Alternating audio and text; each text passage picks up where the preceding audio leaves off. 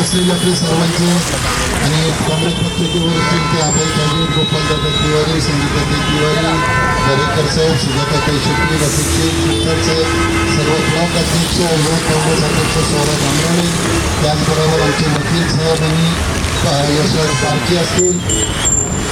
आजच्या हा आंदोलन आम्ही भर पावसामध्ये का घेत आहोत? नागरिकांना या पावसामुळे कोणी आता या दुकानाच्या पावसात कसं आसरा मिळावा म्हणून थांबलेले असतील. त्यांनी 2 मिनिटं या तुमच्या आमच्या लक्षात येऊ द्या. हे आंदोलन आम्ही आपल्यासाठी घेतलेलं आहे. आज एकीकडं अंबानीच्या घरामध्ये 4थं फंक्शन असं होतं ज्याच्यामध्ये 200 ते 300 कोटीचं एका मुलाचा जन्म बारसा असेल, लग्न असेल, किमान 500-600 कोटी एका कार्यक्रमाला अंबानीचं घर खर्च करतो. आमची त्याला नाव विरोध नाहीये. तरी 500 नाही, 1000 कोटी नाही, किती वाटेल तेवढं करावं. पण मी फक्त आपल्याला एक आठवण करून देतो की या देशामध्ये ज्या वेळेला पण एक राज्य असतं, हे सरकार ज्या वेळेला चालत असतं, इंदिरा गांधी ज्या वेळेला पंतप्रधान होत्या आणि त्यावेळेला त्यांना कळालं की या देशामध्ये अन्नधान्याचा तुटवडा आहे, त्यावेळेला त्यांनी मोठमोठ्या लोकांना सांगितलं होतं की तुमच्या लग्नामध्ये 100 माणसांपेक्षा जास्त लोक जेवली नाही पाहिजे. जे तुमचं असेल ते अन्नधान्य गरिबांना वाटलं गेलं पाहिजे. हे त्या सरकारचं काम होतं. आज 300,000 कोटी रुपये शाहरुख खान असेल किंवा मोठमोठे नटी तारका असतील, सगळ्यांचा नंगा नाच त्या कार्यक्रमामध्ये चालतोय आणि त्यांच्या कंपनीला मोबाईल रिचार्जच्या माध्यमातून 200-300 रुपये वाढवून दिलेले. हे 200-300 रुपये कोणाचे? हे सामान्य लोकांच्या खिशातले. तुमचे पैसे जाणार आहेत अंबानीच्या खिशात, तुमचे पैसे जाणार आहेत भारतीय एअरटेलमध्ये, तुमचे पैसे जाणार आहेत व्होडाफोनमध्ये. हे मोठमोठ्या कंपनीनी लोकसभेच्या निवडणुकीच्या अगोदर ज्यांना इलेक्ट्रॉन बॉन्डच्या माध्यमातून मोठमोठ्या 300-200 कोटीचं जे काही देणग्या दिल्या, त्या देणग्या वसूल करण्याची वेळ लोकसभा संपल्या सुरू झाली. आणि हे 200 कोटी 300 कोटी प्रत्येक कंपनीने जे भारतीय जनता पक्षाला देणग्या दिल्या, आता ते वसूल करायचं काम म्हणजे तुमच्या पाकिटातलं काढायचं काम, तुमच्या खिशातलं काम.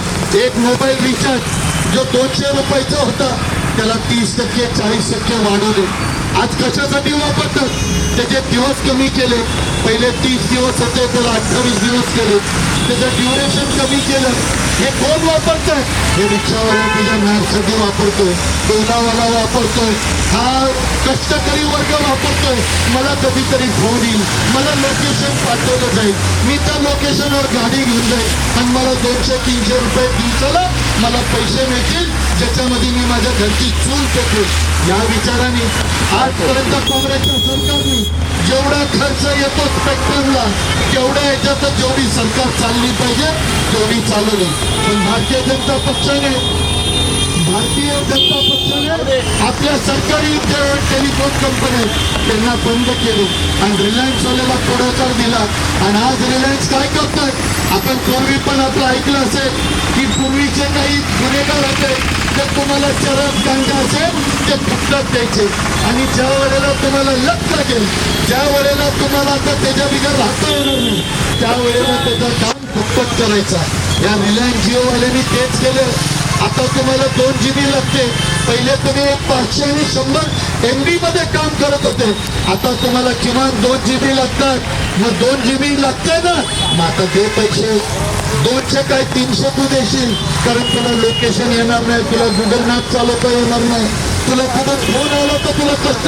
मग तो हमाल असेल, रिक्षावाला असेल, बसमध्ये प्रवास करणार असेल, या प्रत्येकाला त्याचं आहे. आणि हे जे पैसे दरवाढीचे हे कोणत्या बंगल्यातल्या लोकांचे जात नाहीये, हे जातात कष्टकरी माणसांचे.